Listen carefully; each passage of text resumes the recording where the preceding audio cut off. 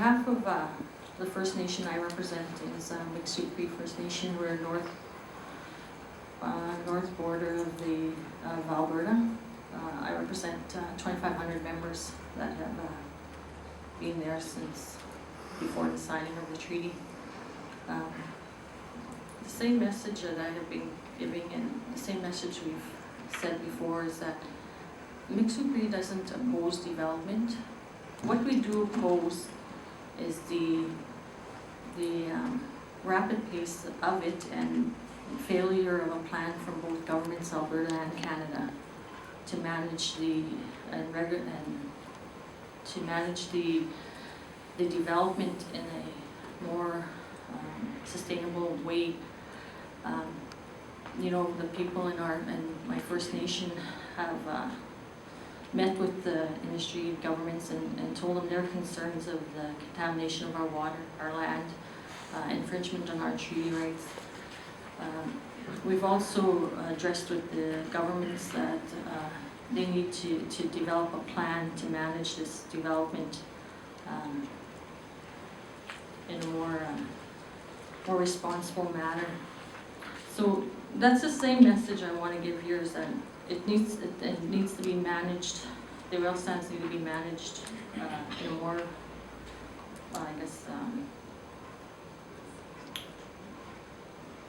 responsible manner, I should say. So that's all I want to say. Thank you. Thank you. Thank you, Representative Cohen, for the invitation to be here and bringing such a good audience and crowd here as well. And thank you all for taking such a wonderful, beautiful day here in DC to come out and listen to us.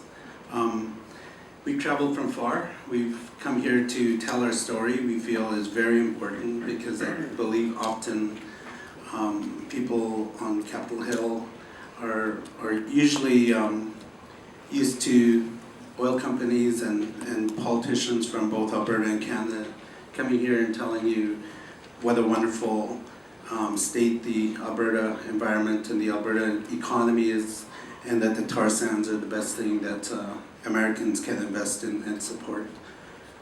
You don't hear stories from us, and this may be the first time you may hear stories coming from First Nations, whether it's the concern about the unprecedented pace of the development of the tar sands, the repeated infringements on our constitutionally protected treaty rights.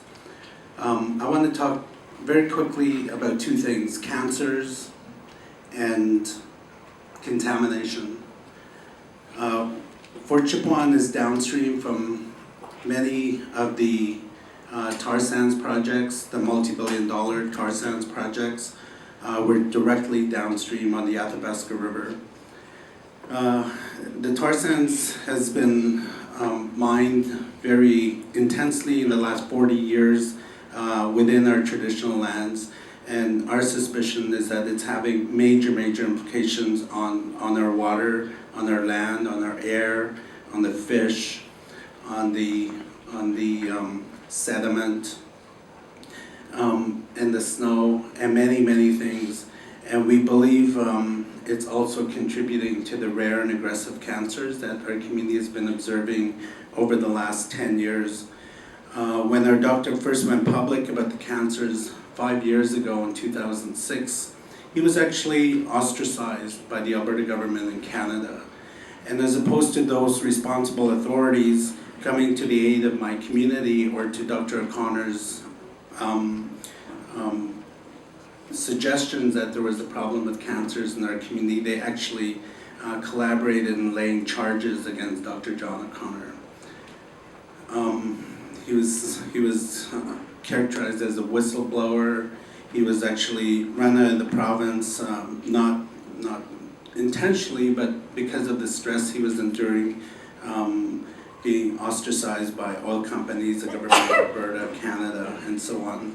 Our community never suspected that Dr. John O'Connor was raising undue alarm in our community for any purpose whatsoever, but that he was simply as a GP doing his job. And so he noticed 5 years ago unusual cancers, rare and aggressive cancers, cancers that are typically or statistically known to be caused by petroleum products. We've never said with any certainty that the cancers are linked to the tar sands projects, but we have a high suspicion that they are. And so the Alberta government, as opposed to conducting a cancer study, ignored Dr. John O'Connor's claims and ignored the community of Fort Chipewyan, essentially saying to our people they don't care that there's these claims being made about unusual cancers in your community. They don't care that perhaps our people are succumbing on a regular basis to these rare and aggressive cancers. And so we essentially continued to talk to the press, collaborated in some films about the cancer situation in Fort Chipewyan, which essentially forced the government of Alberta to do a cancer study, which concluded 2 years ago and found that there were elevated levels of cancers in Fort Chipewyan, up to 30%. That's what keeps me going as a person from my community who's observing these unusual injustices by the government of Alberta, and implicit in that is the oil companies. Contamination, the government of Alberta and Canada have repeatedly said there's no impact on the Athabasca River waters by oil companies, by these major tar sands projects. Every study that we've done, whether it's looking at fish or sediment or water, which concluded that there are high levels of toxic metals like arsenic, mercury, or polycyclic aromatic hydrocarbons, every study the government of Alberta dismissed and say that's not true and there's no impact from the tar sands projects on the Athabasca River water. Just a few months ago, Dr. David Schindler, a very renowned water expert, published his study findings on air and water and sediment and the fish in a very prestigious journal in the US called the Proceedings of National Academy of Sciences. Peer-reviewed, the first ever very thorough, comprehensive study of contamination in the Athabasca region, which blew out of the water the claims made by Alberta and Canada, and now they're currently looking at revamping the monitoring system that has been in place and very inadequately monitoring the Athabasca River for the last 40 years.